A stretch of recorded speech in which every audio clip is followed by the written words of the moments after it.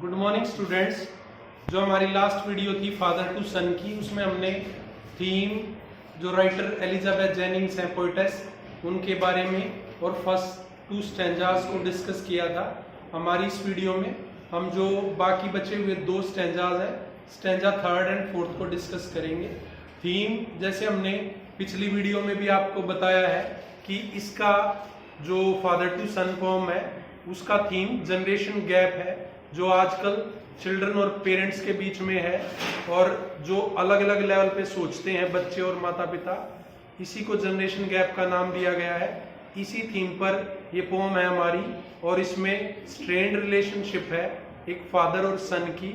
वो उन्हीं का बेटा है, उन्हीं के डिजाइन पे बिल्ट है, पर दोनों के बीच में कोई भी अंडरस्टैंडिंग नहीं है। उन जैसा दिखता है, उनको जानता है, सेम घर में रहता है, पर बिल्कुल नहीं जानता है। थॉट प्रोसेस बिल्कुल डिफरेंट है, जनरेशन गैप है। पहले 2 स्टैंजाज में हमने ये डिस्कस किया है। 3rd स्टैंजा में फादर चीजों को ठीक करना चाहता है और अकोमोडेट करना चाहता है अपने सन को, वो जैसा भी है जिस रूप में। तो डिस्कस करते हैं हम stanza 3rd and 4th। Silence surrounds us, I would have him prodigal returning to his father's house, the home he knew. Father is saying that silence surrounds us, कि हम दोनों को साइलेंस सराउंड करके रखता है, घेरे रहता है। एक अजीब सी खामोशी, चुप्पी रहती है जब हम दोनों आमने सामने होते हैं। तो we try to ignore each other, और आमने सामने कम ही आते हैं, अगर आते भी हैं तो साइलेंस सराउंड करके रहता हमारे बीच। कोई कम्युनिकेशन नहीं होता, बल्कि खामोशी रहती है। I would have him prodigal, prodigal is spend thrift. Father कह रहा है कि अकोमोडेट करना चाहता हूं, मैं चीजों को ठीक करना चाहता हूं, तो मैं सन को जैसा वो है वैसा स्वीकार करना चाहता हूं, मैं एक्सेप्ट करना चाहता हूं उसको। बेशक वो प्रोडिगल है, बेशक वो स्पेंड थ्रिफ्ट है, उसके खर्च ज्यादा है, वो एक्स्ट्रावेगेंट है, खर्च करता है बहुत, उतना ध्यान नहीं रखता है, फिर भी उसी रूप में मैं उसको वापस चाहता हूं, स्वीकार करना चाहता हूं। Returning to his father house, कि वो अपने पिता के घर लौट आए। होम ही न्यू, घर जिसे वो जानता है।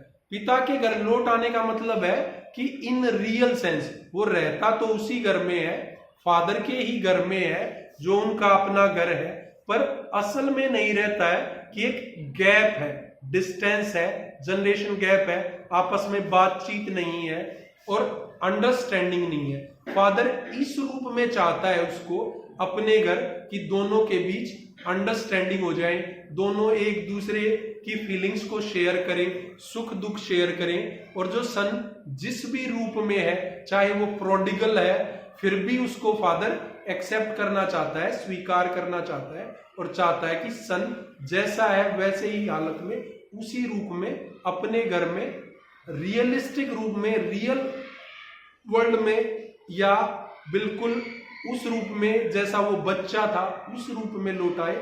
तब वो हर चीज अपने फादर से शेयर करता था। तो फादर चीजों को ठीक करना चाहता है, अंडरस्टैंडिंग क्रिएट करना चाहता है, बेटा जैसा है वैसे रूप में उसको वापस चाहता है घर में, ताकि घर जैसा लगे। इसीलिए उसने होम का वर्ड को यूज किया। rather than see him make and move his world, कि बेटा फादर के घर लौट आए, इसके बजाय कि वो अपनी दुनिया खुद चलाए, अपने खर्चे खुद करे, कमाई खुद करे, वो फादर के पास लौट आए और रियल टाइम में लौट आए। रियल कहने का मतलब, मैं रियल शब्द बार बार यूज कर रहा हूं, कि इन ट्रू सेंस लौट के आए, कि पिता है वो रिस्पॉन्सिबिलिटीज अपने आप ले लेंगे और उसको ज्यादा रिस्पॉन्सिबल होने की जरूरत नहीं है। अपनी जो खर्च है, अपनी दुनिया, अपनी रिस्पॉन्सिबिलिटीज वो फादर को हैंड ओवर कर दे और उस घर में लौटाए जो सच में घर है उन दोनों का, जहां अंडरस्टैंडिंग है। वो जिस भी रूप में वहां आ जाए और अपनी दुनिया खुद पुल ऑन करने की बजाय फादर को रिस्पॉन्सिबिलिटीज हैंड ओवर करे। I would forgive him to shaping from sorrow a new, मैं उसको माफ भी कर दूंगा। माफ कर दूंगा क्या, कि जो फीलिंग्स हैं वो शेयर नहीं करता, और मैं टोकता भी हूं तो रुकता नहीं है, अपनी बात नहीं बताता, क्या परेशानी है, कुछ भी शेयर नहीं करता, तो कई बार मुझे गुस्सा भी आता है। तो मैं उसके सारी जो बचकानी हरकतें हैं, जो बिहेवियर है, सबको माफ करने के लिए तैयार हूं, और एक ऐसा एटमॉस्फेयर बनाना चाहता हूं ताकि होम फील करे वो, और सेपिंग फ्रॉम सोरो ए, जो पहले दुख था, जो सोरो था, उससे एक नए प्यार का सृजन करना चाहता हूं। सृजन मतलब उद्गम, नया फेज शुरू करना चाहता हूं, जिसमें हम दोनों एट ईज हो, एट पार हो, और एक अंडरस्टैंडिंग की फीलिंग हो। अपना नेक्स्ट स्टेजा है, fourth stanza of the poem. Father and son, we both must live on the same globe and the same land. जो फादर है वो चाहता है कि फादर और सन दोनों रहें एक ही दुनिया में, एक ही जमीन पर। ये शाब्दिक अर्थ है इसका कि फादर और सन एक ही ग्लोब, एक ही दुनिया और एक ही धरती पर रहे, मतलब दोनों का थॉट प्रोसेस सेम रहे, कोई जनरेशन गैप ना हो, दोनों के बीच कोई अंतर ना हो, एक फीलिंग ऑफ अंडरस्टैंडिंग हो, जो वो सोचे दूसरा समझ जाए, जो वो कहना चाहता हो देख के ही पढ़ ले, या इजीली फ्रीली कह सके एक दूसरे को कि क्या प्रॉब्लम है, और उसका दोनों डिस्कस कर सके एक साथ मिलकर, एक थॉट प्रोसेस और एक लेवल पर रहे। He speaks, I cannot understand my son, why anger grows from grief. वो बोलता है आई कैनॉट अंडरस्टैंड, वो जब कुछ कहता है मुझे समझ नहीं आता, क्योंकि वो किसी अलग लेवल पे बात करता है, मैं तुरंत पकड़ नहीं पाता हूं। और क्योंकि जैसे वो बचपन में था, उसने कुछ सोचा और मैं वो ले आया, ऐसा अब नहीं हो रहा है। जैसे जैसे वो बढ़ रहा है, वो बोलता भी है तो उसके शब्द भी मुझे समझ नहीं आते हैं। कई बार मैं कहता हूं कि ऐसा कह रहे हो तुम, ऐसा, तो कहता है कि पापा आप समझ नहीं पा रहे हो, father you are not understanding, you don't understand, you can't understand. तो वो बोलता है पर मैं समझ नहीं पाता हूं। और ये भी मुझे समझ नहीं आता why anger grows from me, कि दुख से, परेशानी से एंग्विश क्यों क्रिएट होता है, एगोनी, गुस्सा क्यों आता है। गुस्सा क्यों आता है, फ्रस्ट्रेशन से आता है। फ्रस्ट्रेशन क्यों है कि बेटा है, सेम डिजाइन पे बिल्ट है, मेरे जैसा अपीयरेंस है, सेम घर में रहता है, पर फिर भी समझ नहीं पा रहा हूं। वो बोलता है तब भी नहीं समझ पाता हूं, अंडरस्टैंडिंग नहीं है। तो इस चीज से फ्रस्ट्रेशन आती है, और फ्रस्ट्रेशन गुस्से का रूप ले लेती है। We each put out an empty hand, longing for something to do. हम दोनों एक खाली हाथ पुट आउट करते हैं, और लॉन्गिंग फॉर समथिंग, और डिजायर है, हमारी इच्छा है, लॉन्गिंग है कि कुछ माफ कर दे। इसका असल सेंस में, ट्रू सेंस में मीनिंग क्या है कि हम दो खाली हाथ हैं। खाली हाथ का क्या मतलब है कि हमने जो पहले प्रिकॉप्शंस हैं, जो पहले प्रिजुडिस हैं, एक दूसरे के बारे में इल फीलिंग्स हैं या प्रिजुडिस हैं, कि मैं उसको एक फ्रेमवर्क में सोचता हूं कि ये ऐसा ही सोचता है, ये ऐसा ही करेगा, या मेरे फादर तो ऐसे ही हैं, वो बिल्कुल नहीं समझ पाएंगे। तो हम दोनों उन चीजों को छोड़कर एक नए लेवल पर शुरुआत करें, और खाली हाथ, खाली रूप में आए। खाली हाथ का मतलब ये है कि बिल्कुल नए सिरे से अपना रिलेशनशिप को शुरू करें, नए सिरे से अपनी रिलेशनशिप को शुरू करें, एक नया आयाम दे, और एक नए लेवल पर जाकर सोचें। कोई इल विल, कोई प्रीजुडिस ना हो, पहले का पूर्वाग्रह ना हो, बिल्कुल नई शुरुआत करें, अपने रिश्ते को एक नया मोड़ दें। Longing for something to forgive, और हम दोनों की जैसे डिजायर है कि माफ कर दें, कुछ छोड़ दें, कुछ भूल जाएं। जैसे जिंदगी आसान नहीं होती, उसको बनाना पड़ता है, वैसा ही कुछ है।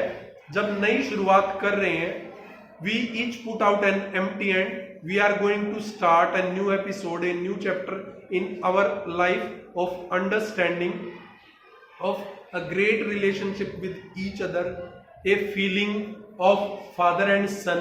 Then we should forgive each other, and past feelings should not be there.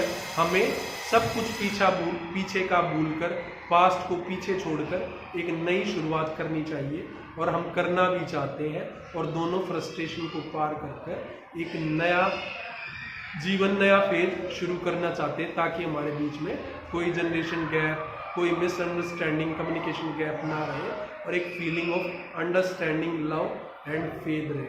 तो मुझे उम्मीद है बच्चों आपको समझ आ गया होगा पूरा जो हमने 3rd और 4th स्टैंडर्ड डिस्कस किया है। तो अगर हम पार्ट 1 और 2 अपनी दोनों वीडियो जो हमने फादर टू सन की डालनी है, अगर दोनों देखेंगे तो आपको अच्छे से समझ आ जाएगा कि ये जनरेशन गैप के थीम पर ये पोएम सेटअप है। एलिजाबेथ जेनिंग्स की पोएम है, और जो सन है वो फादर के डिज़ाइन पे है, बिल्कुल उन जैसा अपीयरेंस सेम है, पर थॉट प्रोसेस सेम नहीं है। जनरेशन गैप है, दोनों एक दूसरे को समझ नहीं पाते, एक ही घर में रहते हैं। फिर फादर की डिज़ायर है कि वो जैसा भी है, चाहे प्रोडिगल है, उसी रूप में मैं उसको स्वीकार करूँगा, वो वापस लौट आ जाए, वो अपनी दुनिया में खुद परेशान ना हो, अपने खर्च, अपनी रिस्पॉन्सिबिलिटी सब मुझे हैंड ओवर कर दे, मैं उसको माफ़ कर दूंगा, और दुख से एक नए प्यार का सृजन होगा। और 4th स्टैंडर्ड में कहता है कि हम दोनों को सेम ग्लोब और लैंड पे रहना चाहिए।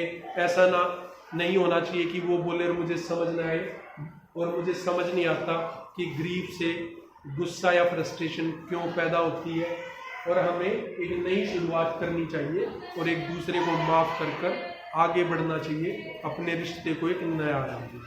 मुझे उम्मीद है आपको अच्छे से समझ आ गया होगा। धन्यवाद।